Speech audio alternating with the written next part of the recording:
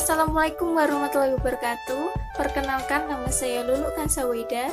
Saya dari kelas akuntansi C. Saya di sini akan mempresentasikan materi tentang fungsi staffing. Ini dia videonya.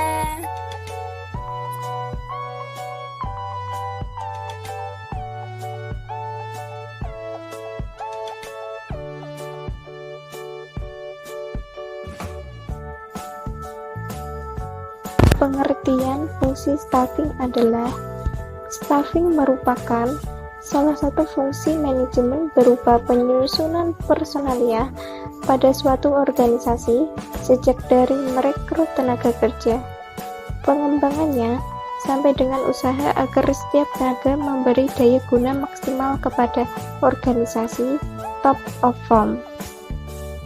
Salah satu fungsi manajemen yang melakukan penarikan, penyeleksian, pembangunan, dan penggunaan sumber daya manusia untuk pencapaian tujuan organisasi secara efektif dan efisien.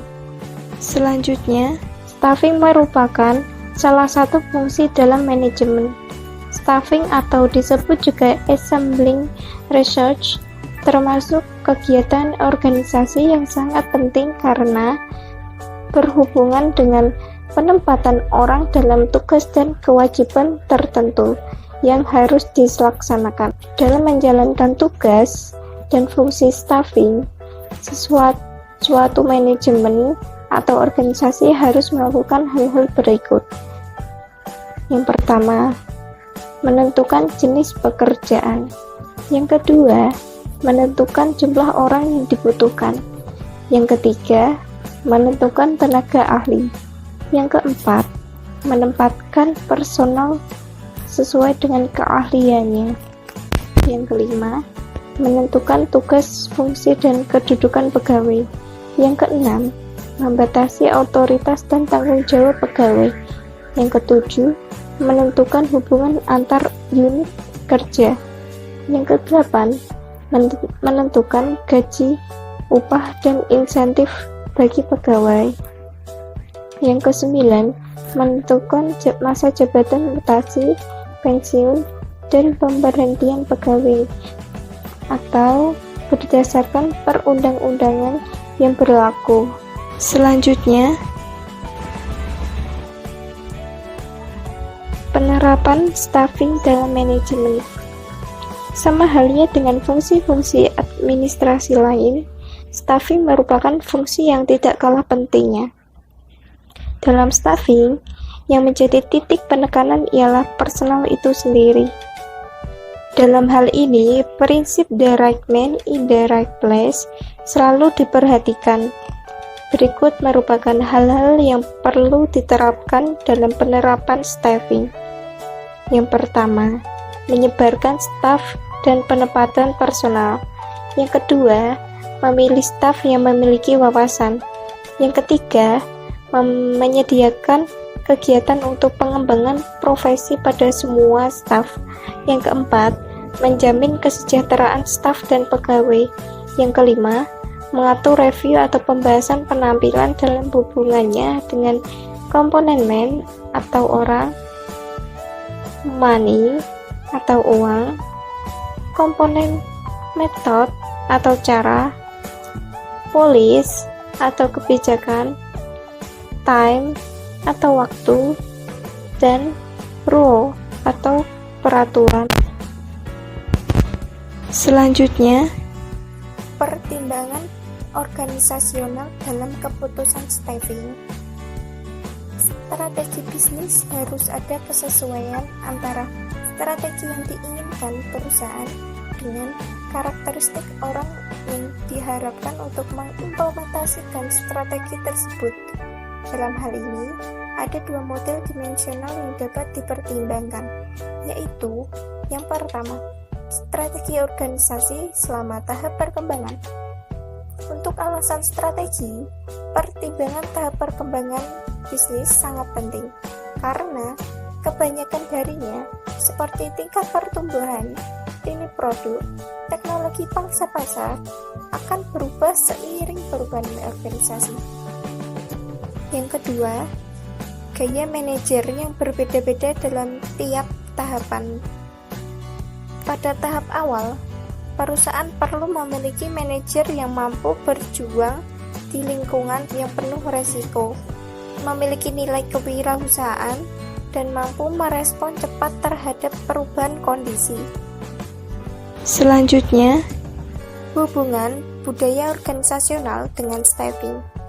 Hubungan staffing dengan pengorganisasian, organizing, yaitu berupa penyusunan wadah legal yang menampung berbagai kegiatan yang harus dilakukan pada suatu organisasi. Sedangkan staffing berhubungan dengan penerapan orang-orang yang memangku masing-masing jabatan yang terdapat di dalam organisasi. Selanjutnya, budaya organisasi memiliki dua implikasi atas keputusan staffing, yaitu perbedaan bervariasi antara berbagai organisasi. Individu akan mempertimbangkan hal ini apabila informasinya tersedia dalam proses pencarian kerja mereka. Yang pertama, logika dari penyeleksian personal dalam proses penyeleksian.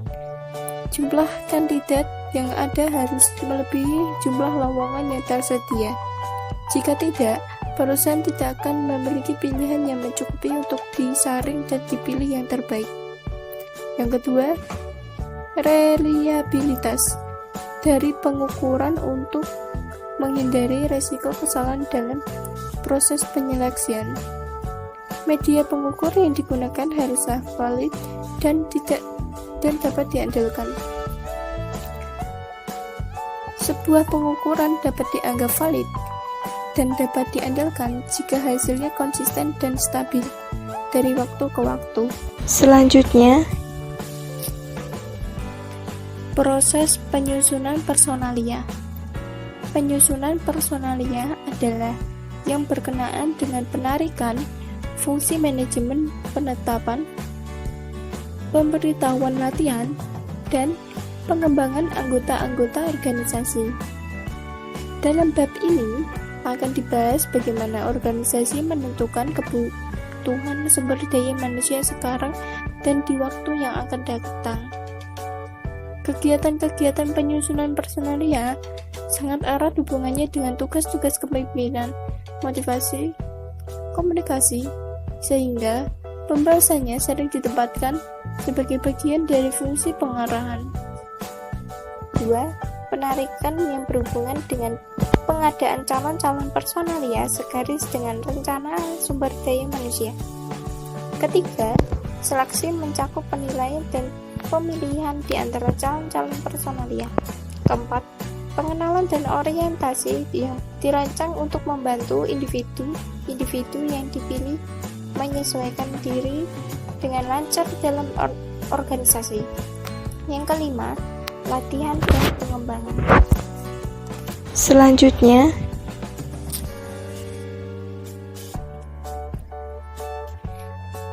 metode seleksi dan screening.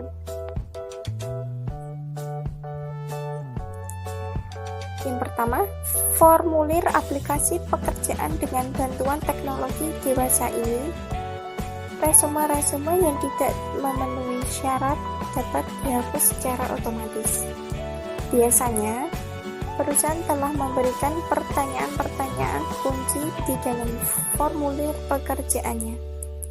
Jawaban dari pertanyaan ini nantinya akan diukur oleh program yang digunakan apakah sesuai atau tidak dengan prasyarat yang ada. Namun, ada beberapa hal yang harus diperhatikan perusahaan dalam membuat pertanyaan, yaitu yang pertama, pertanyaan tidak boleh memberikan dampak dalam penerimaan anggota kelompok yang dilindungi dalam hak hukum sipil.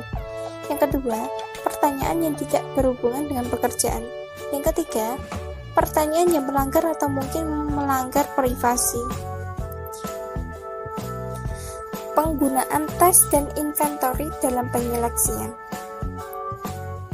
Yang dimaksud dengan tes ini adalah ukuran-ukuran standar perilaku yang memiliki jawaban benar atau salah. Sedangkan inventory adalah ukuran-ukuran standar berlaku yang tidak memiliki jawaban benar atau salah. Dalam penyeleksian, biasanya tes lebih sering digunakan karena tidak bisa salah dan berbagai alasan lainnya.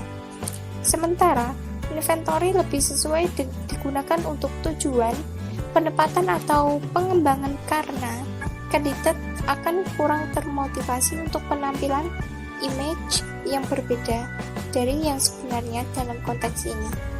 Berikut ini ada beberapa metode dan teknik yang dapat digunakan untuk penyeleksian. Yang pertama, tes obat.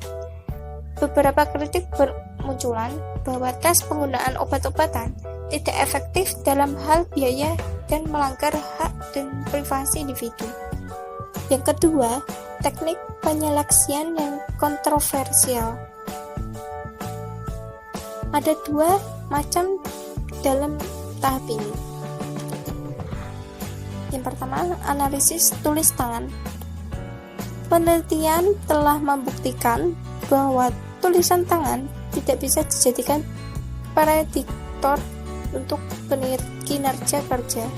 Yang kedua, pemeriksaan poligrafis. Kritik bermunculan bahwa hanya 2/3 dari tes ini yang akurat dan tidak bisa diandalkan bila orang dites mengatakan yang sebenarnya. Kesimpulannya, dari uraian di atas dapat disimpulkan bahwa manajemen staffing bukanlah kegiatan manajemen yang mudah. Perlu banyak pertimbangan-pertimbangan yang harus dijalankan dan tentunya harus akurat. Karena jika terjadi kekeliruan, maka akan menimbulkan kekacauan dalam pekerjaan yang akhirnya menimbulkan ketidakprofesionalan. Sekian pemaparan materi dari saya. Apabila ada kesalahan kata, mohon dimaafkan. Terima kasih. Wassalamualaikum warahmatullahi wabarakatuh.